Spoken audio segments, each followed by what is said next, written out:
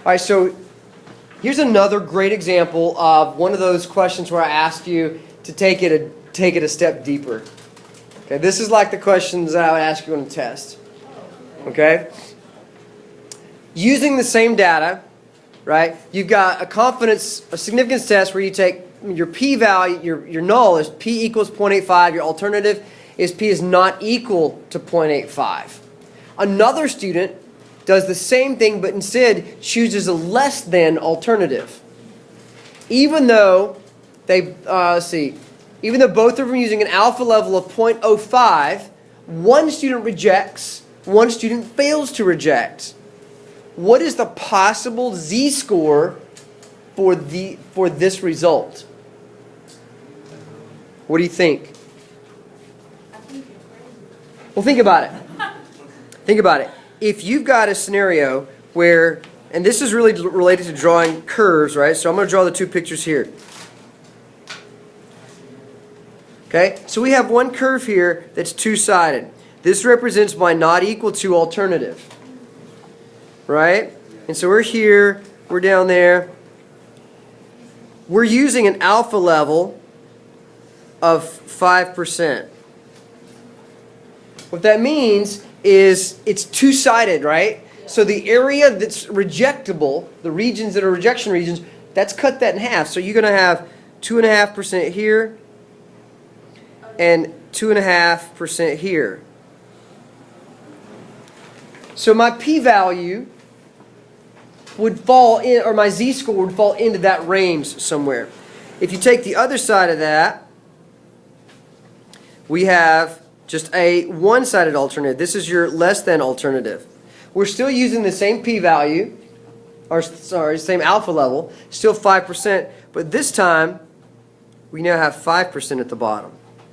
It's still 5% area outside the acceptable range of the curve, right? But this time, the difference is if they rejected it and failed to reject, then chances are that my z-score is going to fall in there somewhere. So what I'm going to do is I'm going to overlay in yellow the 2.5%. So really, right there, that would represent my 2.5% from the other test that's also on that end. So what you notice is that you've got some extra space. You've got this space right in here, right? You've got some that my z-score could fall in there, and I could reject it at the 2.5%. I could fail to reject for 2.5%, but I would fail to reject outside that. So I could get conflicting results because it could fall into it on one side and not fall into it on the other side. So the question is, what z-score would represent those two marks? Specifically, I want the z-score for that value and that value. So what are the z-scores that go here? How do we find z-scores?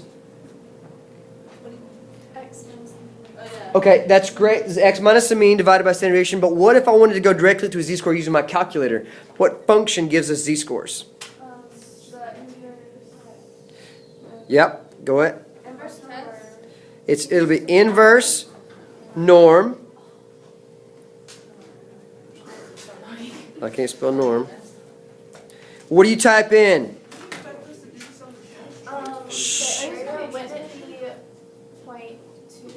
It would be 0.025, comma 0, comma 1, because I want z-scores.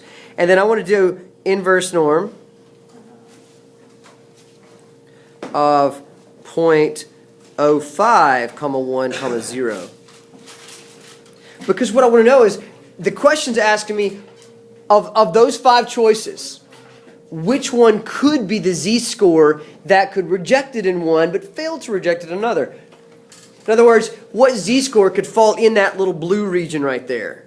Right? That space that we put here. If I got one in there, it would reject it for the 5% alpha, or for the red shaded part, but I would fail to reject it under the yellow. So what are my z-scores? What could they be? Well, if I can get the limitations, it can't be any more than the red one, and it can't be any less than the yellow one. It's got to be between those two. So the answer, well, tell me this first. We know inverse norm for this one. That's 1.96, negative 1.96. What is the inverse norm for this one? It's negative 1.645. Okay, so it's got to be between those two numbers. And what do you know? The only one that works for is the one that's negative 1.8. Okay? So you got alpha levels connected to shaded regions. It's about knowing how to go back with inverse norm and find the two numbers you're looking for and saying, well, which one falls in those range? It's this kind of depth of knowledge that I need you to get to. Okay? Well, yeah, kind of, sort of.